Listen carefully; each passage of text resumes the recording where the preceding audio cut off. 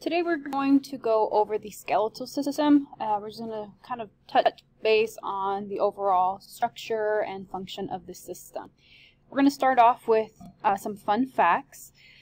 The first fun fact is that adults have about 206 bones, and half of those are in your hands and feet. Your longest bone is in your femur or your thigh, while your smallest are actually in your ear, in your inner ear. And these are going to be known as the hammer, anvil, and stirrup.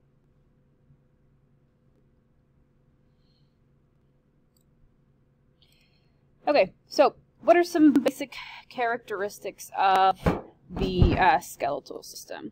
Okay, so basic characteristics.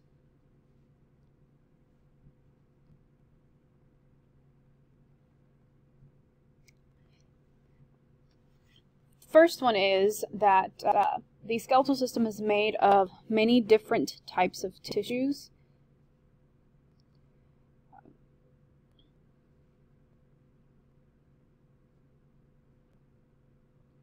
So we just went over, not too long ago, over the different types of tissues.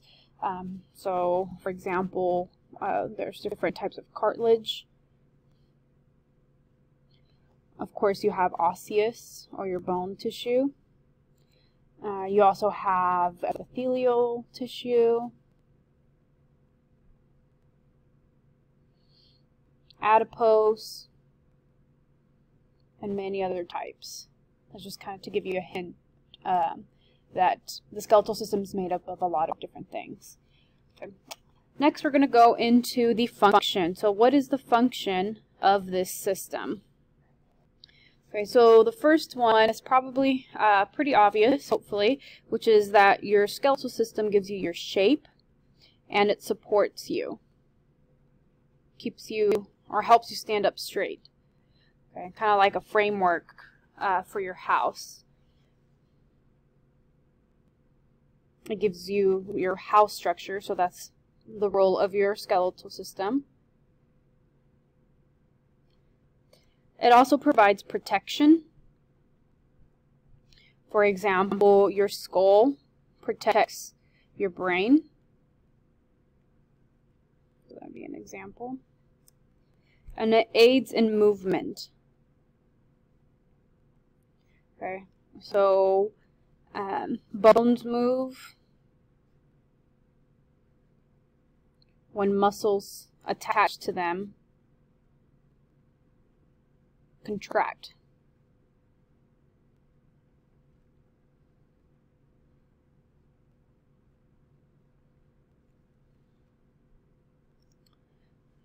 And then it also helps in storage. This is one of the ones that you might not really think about, or it probably doesn't come to mind whenever you think about the skeletal system, but it plays a very, very big role in storage. Okay, the first thing that it's going to help store is going to be minerals, okay, like phosphorus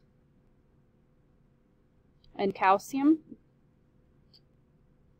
Okay, so phosphorus, you need it for energy,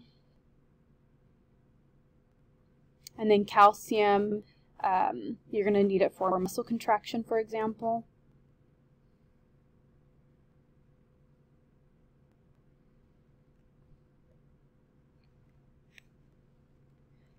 And then your bones, especially your long bones, are going to have this special spot in them known as the medullary cavity.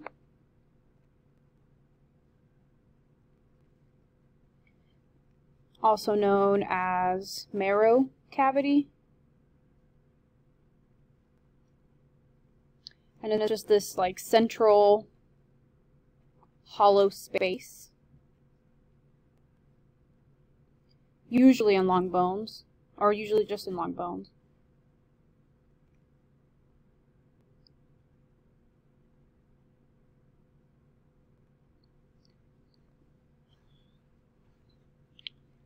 And then here you're going to find two types of marrow.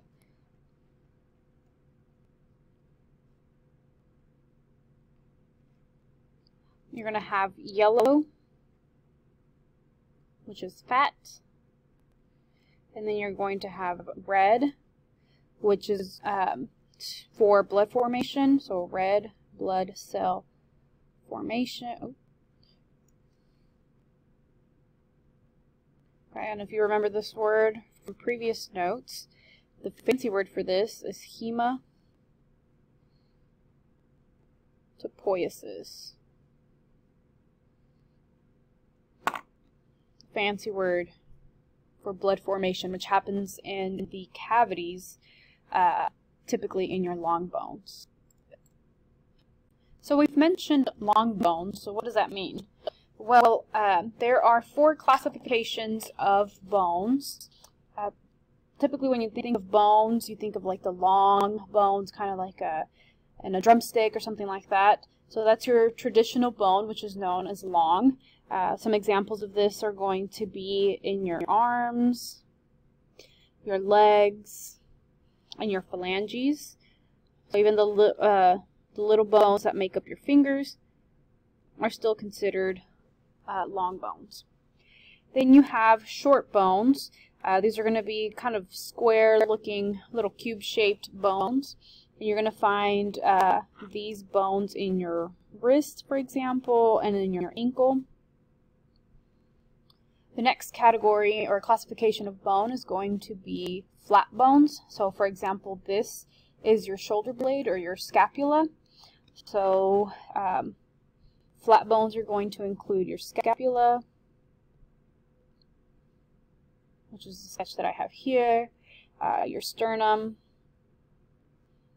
your ribs, and also your skull. And then the last classification or category of bone is going to be irregular. Basically, if it didn't fit into one of these 3 categories, it's going to be considered irregular. So for example, this is a picture of a vertebra. So that's the first type of irregular. For your vertebra. Your hip is also considered irregular, and then your patella or your kneecap. Now that we've looked at the classification of bones based on their shape, now we're going to look at the types of bone. Okay, so there are 2 types. The first that we're going to go over is known as compact bone. This is also known as cortical bone.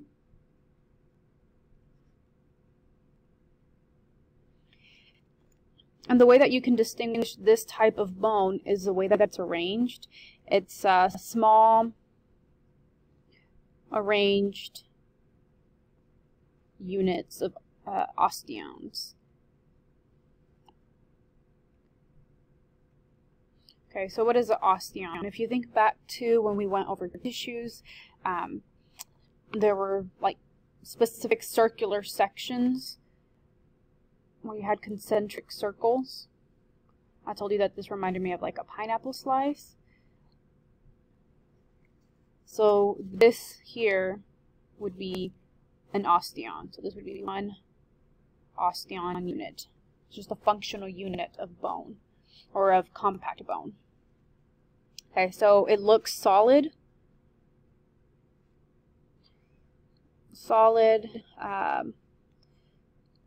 It's like the hard layer of bone. This is going to make up the shaft of long bones.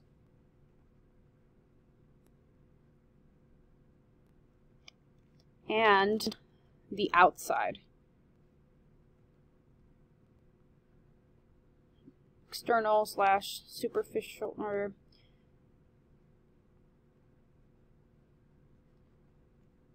layer of all bones. Okay, and what is the purpose? Okay, so what is the function of this type of bone? Okay, so this is meant to resist stress produced by weight and movement.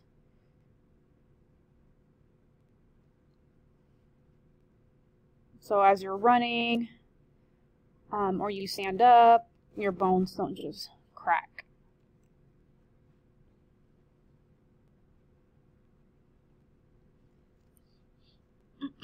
Alright, the next type of bone, or the second type of bone, is known as spongy bone.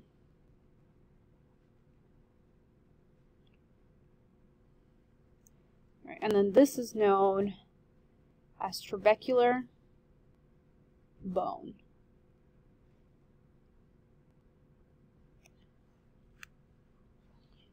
Okay, it's described as cancellous because it does not have osteons. It does not have these little pineapple slices.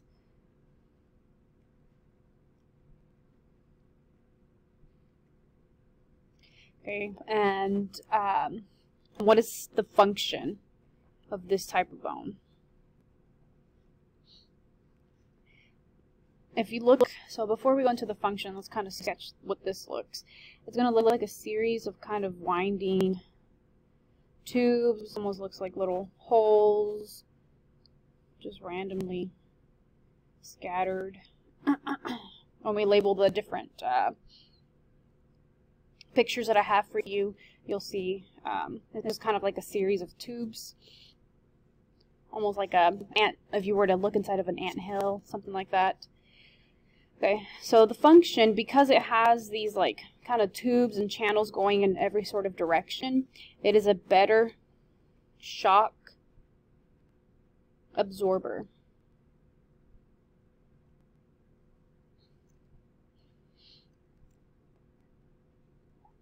This tissue is light, and it also helps support and protect those cavities.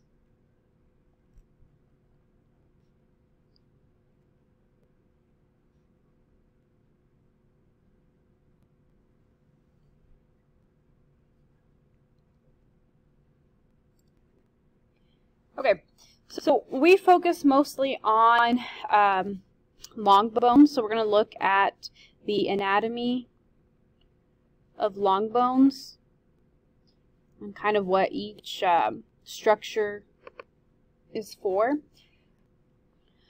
Alright, so the first part is going to be known as the metaphysis, and this is the area between the epiphysis and diaphysis.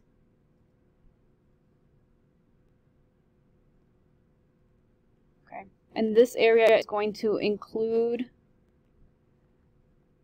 the epiphyseal plate. You may have heard of this by a different term known as the growth plate. I'll include that on here.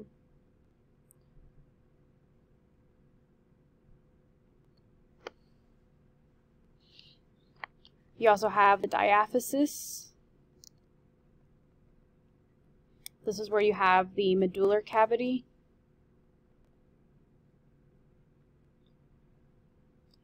This is in the middle of the bone.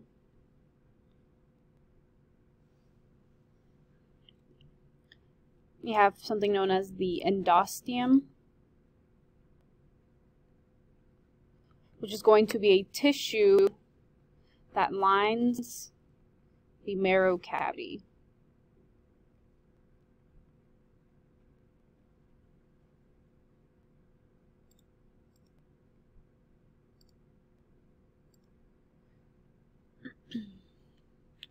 Alright, you also have the periosteum, which is going to be a covering film that has, it's a covering film on the outside of the bone, and it's going to have blood and lymph vessels.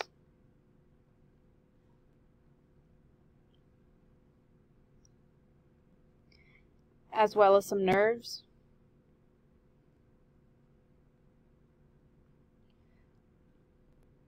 When some people think of bones, they think of this like dead tissue but bone is very, very much alive. It has to have nutrients, secretes waste. It has to be able to send and receive messages from your nervous system.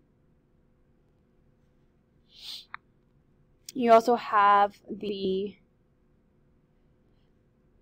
epiphysis. This is going to be at the end of long bones. And you have the proximal, which is closer to the point of attachment, and the distal, which is further from the point of attachment. This is going to have your spongy bone. If you've ever kind of accidentally cracked like the end of chicken bones and you look in there, it looks very like kind of like a sponge with like tubes going in every direction, or little holes kind of scattered everywhere. So it has spongy bone, and then this is where you're going to find the red marrow, and that's where you produce red blood cells and some white blood cells. And then the last structure that we're going to go over is going to be the articular cartilage, which is the cartilage on the outside or the ends of the bones. And this is going to cover the surface. And its job is to reduce friction and help absorb shock.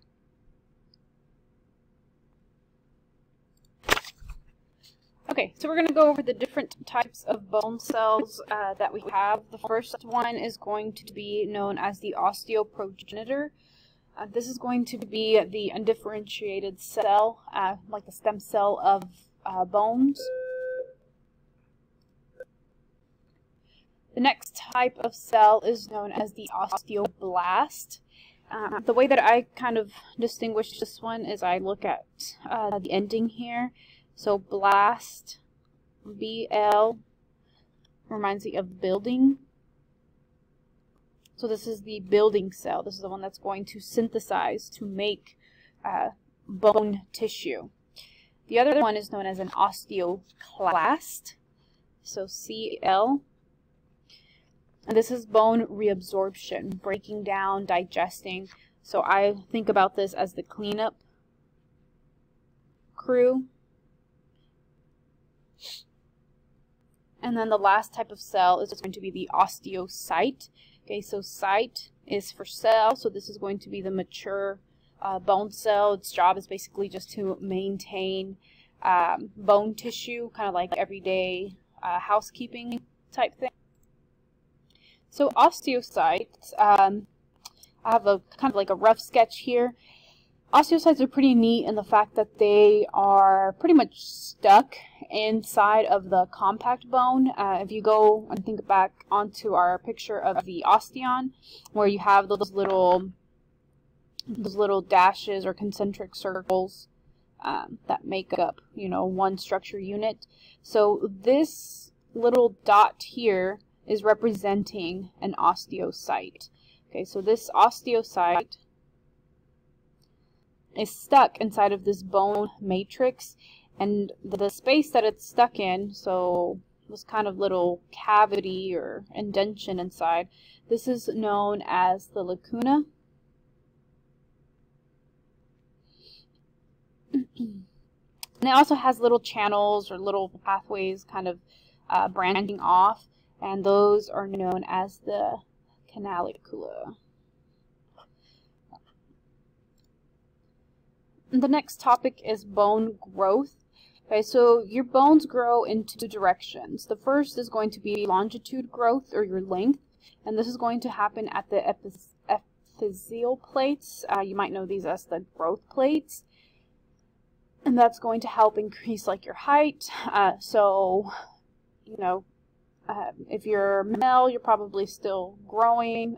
Females typically stop growing around the age of 18. Guys can have, you know, growth spurts all the way up to 21. And then the second type of bone growth is known as differential growth or width. So this is what some people refer to as thick boned. So this is going to be done by your osteoblasts and osteoclasts. So osteoblasts are the ones that build. So what they're going to do is they're going to make bone tissue, new bone tissue, but they're going to do it on top of the older bone tissue. So it's going to be kind of expanding outwards. While on the deep part of the bone, or the inside, osteoclasts are going to be reabsorbing the internal layers. So they're going to be breaking it down, digesting it. And this is going to help make the medullary cavity, or that kind of like hollow, empty space on the inside of the. Okay, and then the last thing that I want to go over is some kind of statistics for your skeletal system as you get older. Okay, so once you're an adult, your bones are about 15% of your body weight. One kind of misconception that I want to talk about is sometimes when people are a little bit bigger, they want to say that they're, you know, big boned. But that's not really the case. If anything, people who are very, very active, they have thicker bones because of all the kind of, you know, shock and movement and things that they, like the wear and tear that they force their body into. So if you're more active, your bones are actually going to be a little bit thicker than if you're more sedentary or, you know, just kind of a couch potato. And then mineral peaks, which is an S. Okay, so we talked about how bone is a storage kind of facility for things like calcium and phosphorus. So this is something where men and women do differ. Women have their mineral peaks from ages 25 to 28, while men have it from ages 30 to 35. Okay, and this does you know, start to decrease with age, and it's progressively lost. That's why, you know, people who are a lot older are more likely to break bones. They're a little more fragile. But this actually is a pretty big deal when it comes to women. So later on, when we talk about the reproductive cycle in women and how menopause affects that, we'll talk about how hormone changing and stuff like that can impact your bone density. Okay. All right, so then the last thing that I'm going to go over with you is going to be the handout that you picked up today. So I want to make sure that you label this and include this in your journal as part of your notes. Okay, so here I have this first, this is going to be the front part of the handout. You're going to fold it and you're going to label both of them. So when you look on the Google Classroom link, I have attached the completed full skeleton, as well as the different cranial structures that you're going to have to know. And then this is going to hopefully kind of clear up some of the things that we talked about in this video.